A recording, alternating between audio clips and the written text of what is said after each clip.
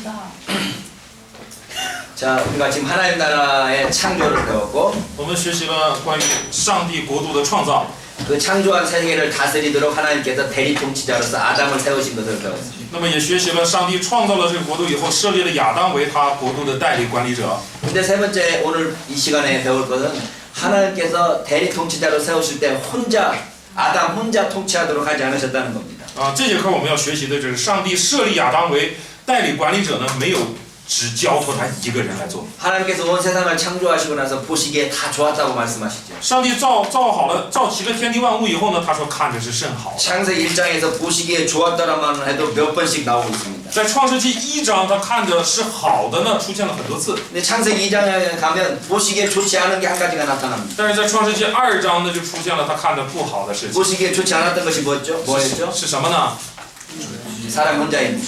就是看这人独居不好， 독처하는 것, 혼자 있는 건 별로 좋은 게 아닙니다. 就是独居一个人并不好。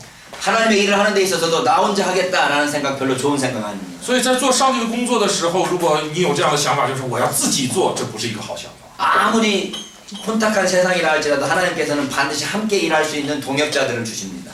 即使这个世界再怎么不好，上帝定会给你同工来一同担负上帝的工作。 엘리야가 이세벨과 싸워가지고 승리했습니다.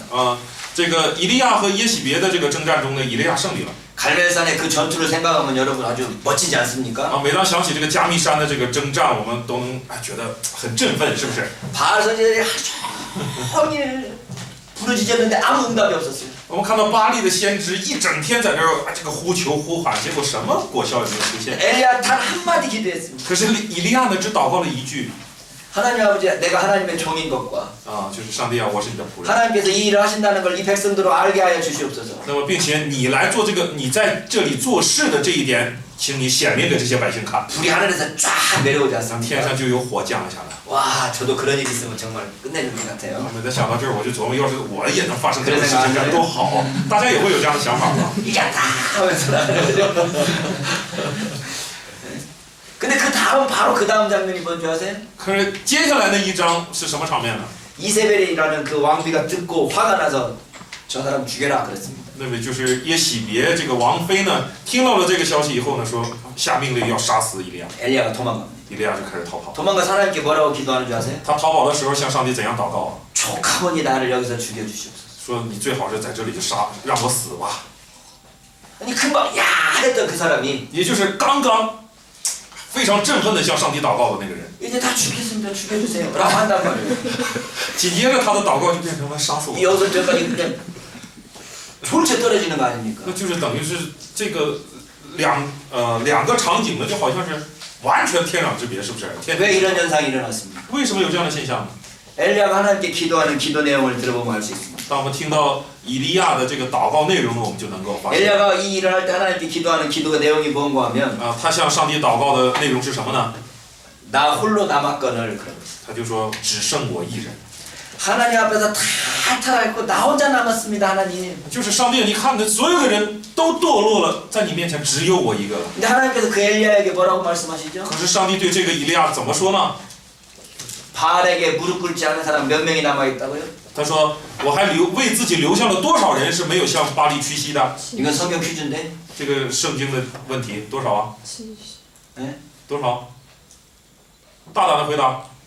7,000명. 7000人。 우와 많기도 해요. 是的。 7,000명. 네?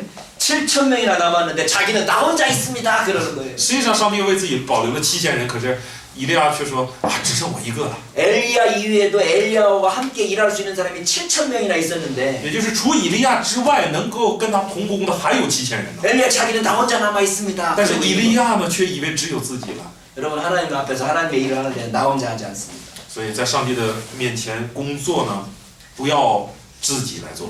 항상 주위에 뭐랄까요 동역자를 주십니다. 上帝总会在你的身边安插许多的同工的。 또 공자 이야기해서 죄송한데 我们还要提一下孔子。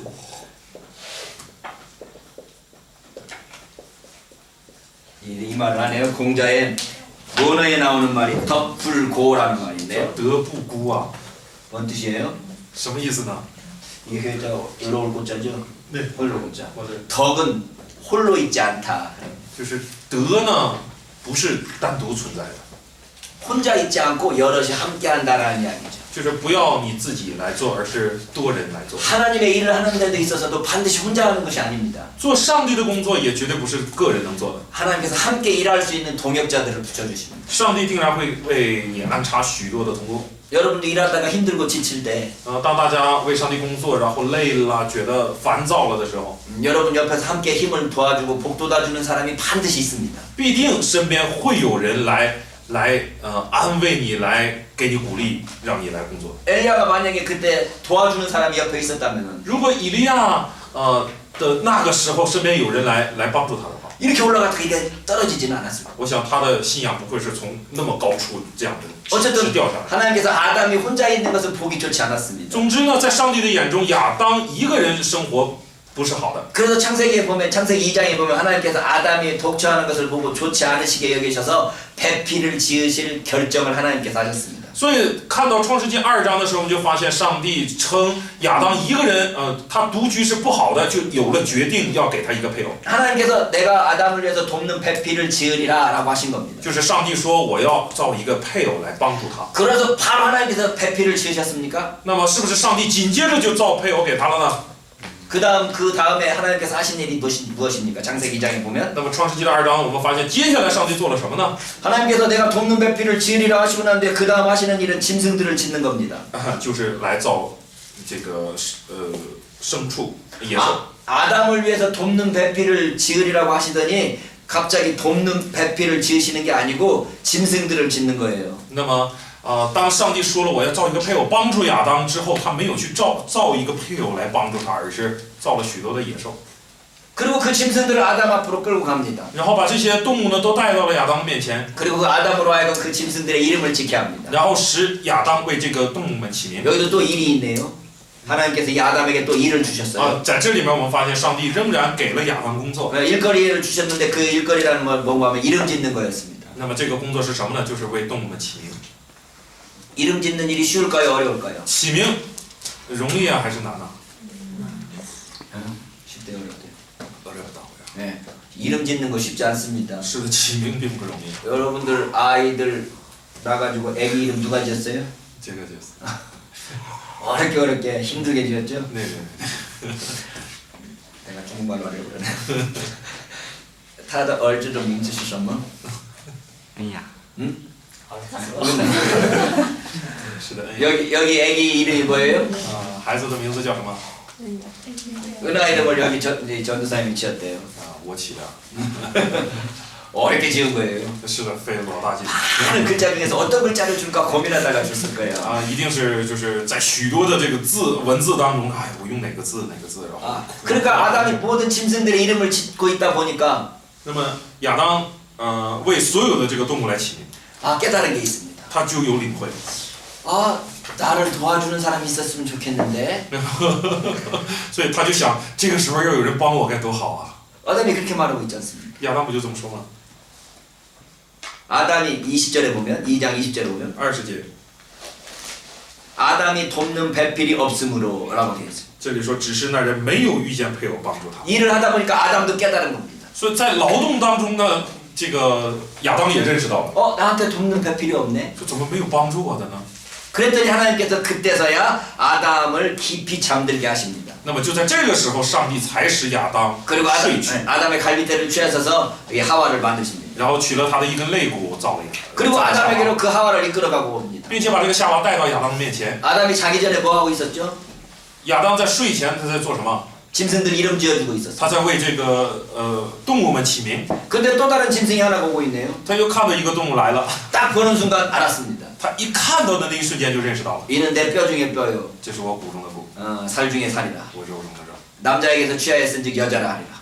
因为是从男人身体里出来的，所以给他起名叫。 새로우는 그 동물에 대해서 아담이 이름을 짓기를 여자라고 이름을 지어줬네. 也就是对他新看到的这个动物，他起名为女人。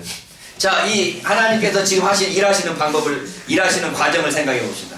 那我们来看一下上帝做工的这个过程和他的方法。 하나님의 계획이 있었습니다. 上帝是有计划。 뭐였습니까? 什么计划呢？ 내가 그를 위하여 돕는 배필을 지으리라는 겁니다. 上帝的计划就是我要造一个配偶来帮助他。 보통 사람들이 생각할 때 하나님께서 계획을 딱 세우시면 바로 일을 추진하는 걸로 생각합니다.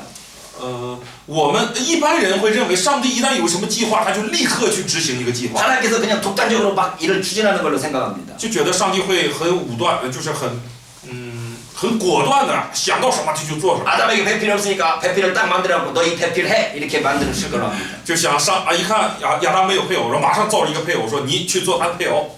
하나님께서는 그렇게 하시지 않았어요. 可是上帝不是这样。 아담 앞으로 짐승들을 만들어서 보내셨습니다. 上帝首先造了许多的 이름을 지켜야 했습니다. 来到亚当的面前让他起名。 그러는 과정에 아담이 깨달았습니다. 在这样的过程中，亚当领会到， 나에게도 돕는 배필이 필요한데 就是我需要帮手。 아담이 그것을 깨달아서 아담 스스로 원하였을 때 那么当亚当领会到这一点，他自己自发的想要的时候， 그때서야 비로소 하나님께서 여자를 만드십니다. 这个时候上帝才动工去造这个女人。 하나님께서 일하실 때 하나님 독단적으로 일하지 않으시고 所以上帝做工呢，他不是就是他独断的来做工， 하나님께서 하나님과 하나님의 대리 통치자인 인간의 뜻을 존중하시는 겁니다. 他也尊重作为他的代理人 아담으로 来管 하여금 理的这些人。 아담으로 하여금 스스로 하나님의 뜻에 동감하도록 동조하도록 만드시는 거죠. 他会首先使得亚当能够去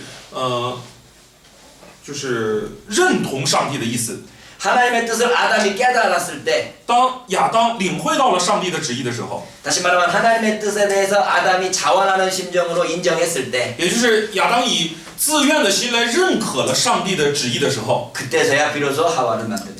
这个时候上帝才动工造下。 하나님께서 저와 여러분을 통해서 일하실 때도 마찬가지입니다. 那么上帝通过我与大家来做工也是一样， 너 이 일 해 하고 하나님께서 명령하시지 않고 上帝不是说下命令你就做这个事情， 우리의 환경과 여러 가지 형편들을 따라 하나님께서 우리를 인도하시면서 上帝会通过许多的条件、许多的环境来引导我们， 우리 마음속으로 이 일을 하면 좋겠구나라는 생각을 들게 합니다. 使我们的心里有这样的认同，就是做这个事会很好。 내 마음속에 이렇게 자원하는 마음이 생겼을 때 当我们的心里产生了这样的意愿的时候， 그 일을 할 수 있도록 하나님께서 기회를 주시는 거죠. 上帝就给机会使我们能够做这样的事。 자, 아담에게 하나님께서 그 하와를 보내셨을 때 当上帝差夏娃来到亚当的面前的时候， 금방 읽은 것처럼 23절에 이는 내 뼈 중에 뼈요 살 중에 살이라 이것을 남자에게서 취하였으즉 여자라 부르리라 하리라 되어 있습니다. 23节说这是我骨中的骨，肉中的肉，可以称她为女人，因为她是从男人身上取出来的。 근데 24절에 보면 可是看24节呢， 갑자기 뚱딴지 같은 소리가 나옵니다.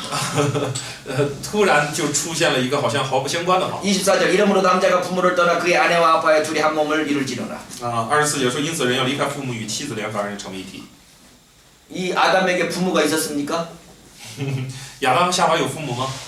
왜 갑자기 여기서 부모를 떠나라고 그러죠? 那为什么这里说要离开父母呢？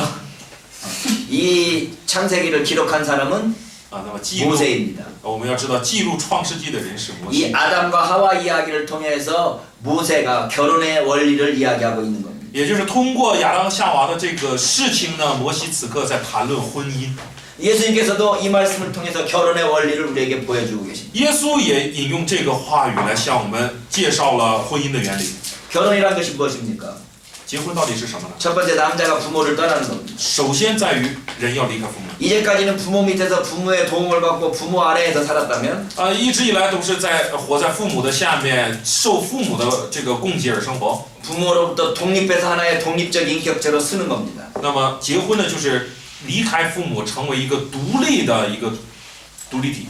독립해서 그냥 혼자 사는 게 아니라 아내와 합하여서 연합하는 겁니다. 但是独立不代表就是自己，而是要与妻子联合， 그리고 나서 둘이 하나가 된다고 말합니다. 并且后面告诉我们，二人要成为一个。 그리고 나서 마지막 이 25절에 보면 두 사람이 벌거벗었으나 부끄러워하지 아니하더라고 말합니다. 紧接着我们看25节又说，当时夫妻二人赤身露体，并不羞耻。 아무 하나 사람 앞에서 벌거벗지 않습니다. 누구한테 아무 데서나 벌거벗지 않습니다. 我们知道人呢不会说在随意的，就是赤身露体在别人的面前。 남자와 여자 관계에 벌거벗을 수 있는 관계는 부부 관계뿐입니다.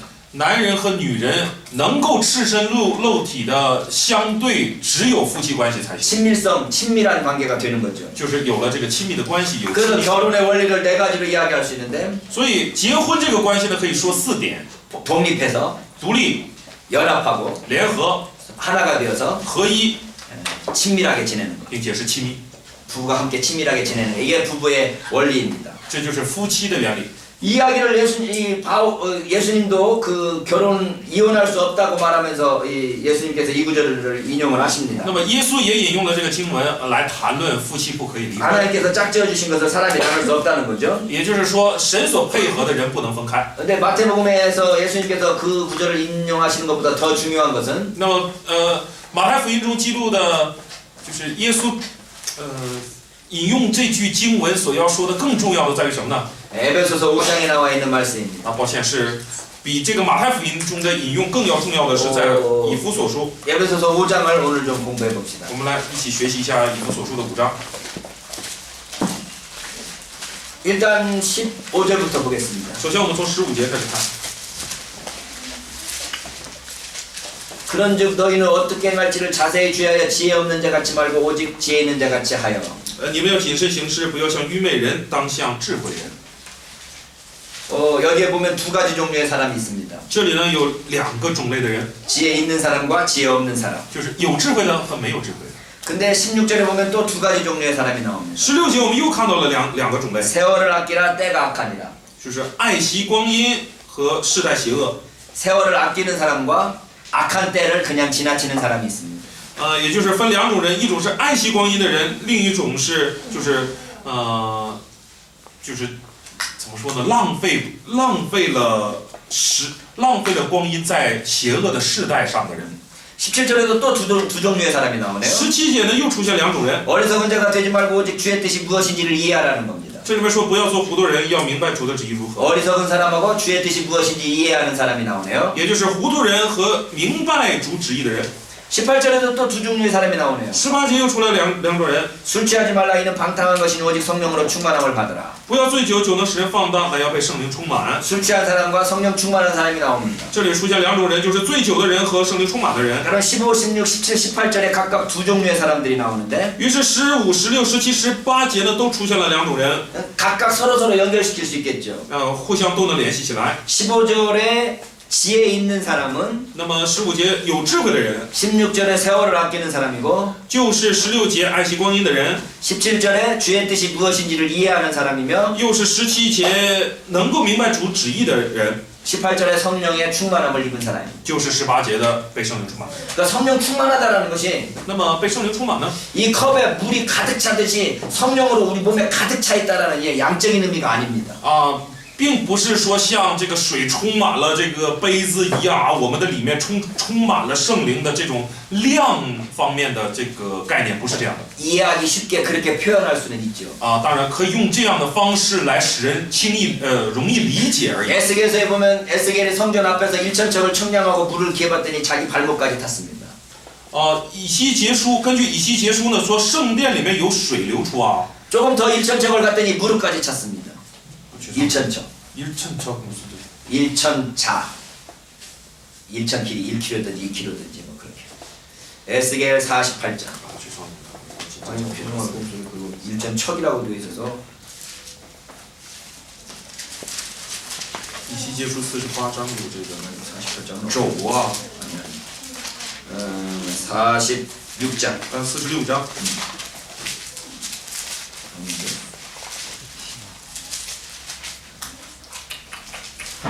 47장. 47장. 네, 47장. 47장에 보면 성전 문에서 일천척이 어떻게 나와 있어? 3번에 3절. 이렇게 나오죠. 이만큼의 1,000번이라고. 네네네. 1,000피트네. 네. 그러니까 성전에서 1천척을 가고 난 뒤에 발목이 오르고 也就是他那个量出1000，从圣殿开始量出1000肘的时候呢，就是水呢到这叫什么骨啊？这叫怀子骨啊？怀子骨吗？到这里。 거기 써 있는 거. 4절에 보면 3절에 발목까지, 4절에 보면 무릎까지 오르고. 然后4节呢又说他再量了1000肘呢，1000肘呢水便到了腰。 그다음에 다시 또 천척을 했더니 허리까지 오르고. 我可能说错了，他又量了水就到了膝啊，然后又量了1000肘呢，水就到了腰。 5절에 보니까 다시 천척을 측량하니까 건너지 못할 강이 되어서 거기에 헤엄칠 수밖에 없더라. 然后第5节又说又量了1000肘，水变成了河，使我不能趟过。 자, 물이 여기 발목까지 차면 걸어 다닐 수 있습니까? 없습니까? 水当没过你的这个脚踝的时候，我们可不可以走啊？ 비교적 자유롭게 뛰어다닐 수 있네요. 我们仍然可以很自由的跑来跑去的，是不是？ 무릎까지 되면 어떻습니까? 到了膝盖呢？ 좀 뛸 수는 없지만 그래도 좀 빨리 걸을 수 있을 것 같네요. 或许不能使我们跑起来了，但是我们还是能走得蛮快。 허리까지 가면 어떻습니까? 水要没了腰呢， 뛰기는 불가능해요. 我跑都跑不了了， 걸을 수는 있을 것 慢 같아요. 慢的走，是不是？ 근데 완전히 허리까지 가득 차면 어떻게 됩니까? 那如果整个把你淹没了呢？ 여러분 수영할 줄 아십니까? 大家会游泳吗？ 네. 응? 수영할 줄 알아요? 네, 어떤 사람은 안다고. 못하는 사람 저도 못해요. 我也不会。 수영을 할 줄 아는 사람 수영하는 배우려고 그랬더니 첫 번째 하는 말이 말이가 물에다가 완전히 자기 자신을 맡기라고 그러네요. 不会游泳的人去学游泳的时候，别人教的第一句话就是说你要把自己完全交给水。 수영할 줄 알아요? 教 조금. 완전히 물에다 맡기면 몸이 뜹니다. 就是你完全交给水的时候，你就飘起来。 나갈 줄 몰라요. 我也不会游。 근데 거기에다가 완전히 못 맡기면 허무적거리면서 빠집니다. 那么如果你不肯完全交托的，你在那儿挣扎的话，就陷进去。 이 에베소서 에스겔서 47장의 이 이야기를 바로 성령 충만에 대한 이야기로 이야기를 하죠. 以西结书的47章，刚才看到的那段话呢，实际上是指的圣灵的充满。 성령 안에서 발목까지만 있으면 내 맘대로 합니다. 如果你进在圣灵里面，只进到了你的脚踝的话，你仍然照着自己的意思做。 무릎까지 오면은 내가 조금 불편하긴 하지만 그럭저럭 제 맘대로 합니다. 那么摸到了你的膝盖的时候呢，你可能稍稍觉得有点不便，但是你仍然照着自己的意思。 허리까지 오면 내 맘대로 하기가 상당히 불편합니다. 那么一旦慢到了腰的话，你就开始很难随意了。 완전히 물에 차면은 내 맘대로 할 수 있는 게 아무것도 없습니다. 那么你完全被它禁住了的话呢， 완전히 물에 내 자신을 맡겨야 됩니다. 你能做的什么也没有了，这剩下的只是完全交托给他。 그래서 우리가 주님 안에서 신앙생활 하는 데 있어서 성령도 이런 정도로 표현할 수 있네요. 所以我们在主里面过信仰生活的时候呢，也可以用这样来表达。 성령이 겨우 발목까지 와고 자기 맘대로 하면서 나는 성령 안에서 살고 있다고 말합니다. 我们往往呢，就是圣灵呢只漫过了我们的这个脚踝，然后我们仍然照着自己的意思活蹦乱跳，然后我们还说我们被圣灵充满了。 어떤 사람은 무릎까지만 하고 어떤 사람은 허리까지 있는데도 자기가 충만하다고 말하지만 결국 또 자기 맘대로 다 합니다. 有的人呢，不过就是被没到了膝盖，有的人没到了腰，仍然 그러나 완전히 불속에 잠긴 사람. 都以为自己是被圣灵充满了。 이게 진짜 하나님 앞에서 성령 충만한 사람이죠. 可是真的被圣灵充满的人，才是真正充满的人。 이 에스겔 47장의 이야기로 이 성령 충만을 이야기하다 보니까 通过以西结书47章的这个话语，我们来理解圣灵充满。 성령 충만을 이렇게 물질적인 걸로 생각을 합니다. 我们就容易去理解成把圣灵的充满理解成这种物质性的了。 발목까지 찬 사람, 或者是摸到了脚踝 무릎까지 的， 찬 사람, 到膝盖的， 허리까지 찬 到 사람, 腰的， 완전히 잠긴 사람. 完全没过去。 이렇게 성령 충만을 이해합니다. 是这样来理解。 그래서 성령을 더 달라고 막 기도하기도 하고 所以我们就很努力的祷告，求再加点圣灵。 눈물을 흘리면서 기도하기도 합니다. 有时也流着眼泪来祷告。 근데 오늘 본문에 보면 可是今天的经文呢， 성령 충만하고 비슷한 말들이 这里面说，与圣灵充满比较类似的话是什么呢？ 그 에베소서 5장 18절에 성령 충만함과 비슷한 말이 17절에는 주의 뜻이 무엇인가를 이해하는 것이고 那么就是与以弗所书5章18节这个乃要被圣灵充满，类似的话呢，就是17节的要明白主的旨意。 그 다음에 16절에 세월을 아끼는 사람입니다. 아이고. 세월을 아끼는 사람. 爱惜光阴，然后 세월을 아낀다는 말은 사랑 아껴。 네, 아낀 거예요. 对。 세월을 아끼라고 되어 있고 那么也就是也是16节的爱惜光阴的人， 자세히 주의하여 지혜 있는 자가 되라는 겁니다. 并且要谨慎行事，做智慧的人。 이게 성령 충만이라는 게 감정적인 어떤 것이 아니고 所以圣灵的充满呢，不是说那个感情上的某种， 하나님의 뜻을 분별하고 이해하여서 하나님의 뜻이 무엇인가를 이해하는 것이 성령 충만입니다. 其实就是分辨主的旨意如何，然后来理解的。 그 반대 사람은 무엇입니까? 那么相反的人呢， 15절에 지혜 없는 사람이고 也就是15节说的愚昧人， 16절에 때를 허비하는 사람이고 16节的把这个世代都浪费了的人。 17절에서 어리석은 자가 보이고 17节的糊涂人， 18절에 술 취한 자. 18节的醉酒的人。 이 두 종류 사람이 15절, 16절, 17절, 18절에 둘이 비교되고 있는 겁니다. 那么在15、16、17、18节呢，这两种人呢，实际上在做 그러니까 성령 충만이라는 것은 뭔가 하면 하나님의 뜻이 무엇인지를 이해하는 게 성령 충만한 겁니다. 那么圣灵充满了，其实就是明白上帝的旨意。 그러면 성령 충만이라는 것은 어떤 걸까요? 그러면 이 성령 충만은 어떤 모습으로 나타나게 那 될까요? 么圣灵的充满到底以怎样的样式来显明呢？ 19절부터 나와 있습니다. 从19节开始， 시와 찬미와 신령한 노래들로 서로 화답하라는 겁니다. 当用诗章、颂词、灵歌彼此对说，口唱心和的赞美主。 네, 성령 충만한 사람은 어떻게 합니까? 시와 찬미와 신령한 노래들로 서로 화답합니다. 就是圣灵充满的人呢，就会用诗章、颂词、灵歌彼此对说。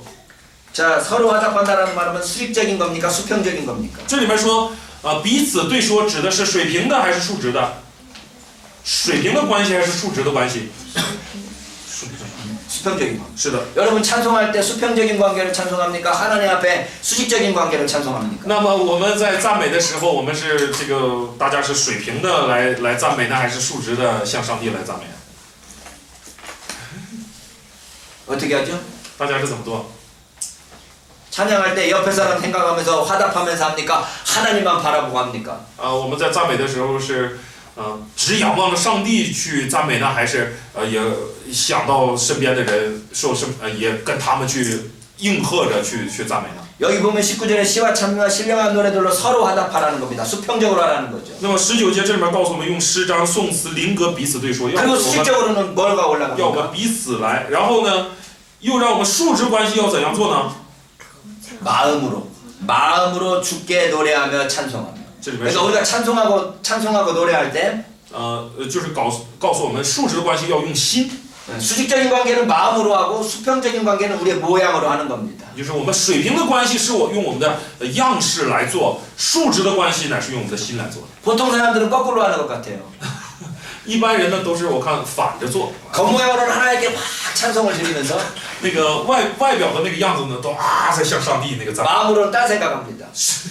可是心里呢却在想别的事情。 이거 아니고 성경에서 말하는 건 이런 모습이 아니고 可是圣经说的不是这个样子。 네, 겉모양으로는 옆에 사람과 함께 화답하고 서로 화답하면서 찬송하고 我们的外表呢要与身边的人来和谐，一起口唱心和， 마음으로는 주님께 향하여 彼 간다. 此对说但是我们的心呢要向着主， 이게 성령 충만이라는 거예요. 这就是圣灵的充满。 보이는 것은 사람들과 함께 화답하면서 看得见的部分是与人的彼此对说， 보이지 아니하는 것은 하나님께 향한다는 겁니다. 看不见的部分乃是向着上帝。 수평적인 관계와 수직적인 관계에 있어서의 모습을 보여주고 있습니다. 所以就显明了一个水平和竖直的关系。 자, 그리고 나서 20절에 보면 然后再看，这儿有 20. 20节， 범사에 우리 주 예수 그리스도의 이름으로 항상 아버지 하나님께 감사하며 그랬습니다. 这里说凡事奉我们主耶稣基督的名，常常感谢父神。 수평적입니까? 수직적입니까? 这个是水平的还是竖直的？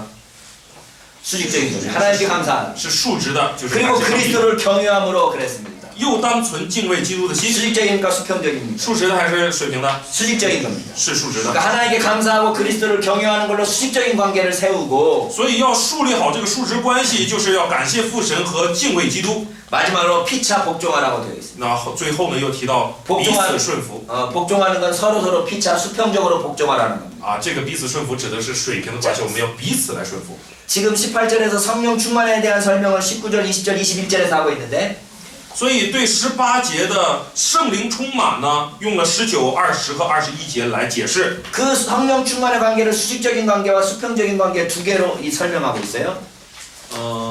对于这个圣灵充满呢，是用了水平的关系和竖直的关系来做了说明。 19절에서는 시와 찬미와 신령한 노래들로 서로 화답하라는 수평적인 관계와 19节呢谈到了用诗章、颂词、灵歌彼此对说的这个水平关系， 마음으로 주께 노래하라는 수직적인 관계를 이야기하고 也 있고 提到了口唱心和的赞美主的这个竖直关系。 20절에서는 하나님께 감사하고 그리스도를 경외하라는 수직적인 관계와 然后20节谈到了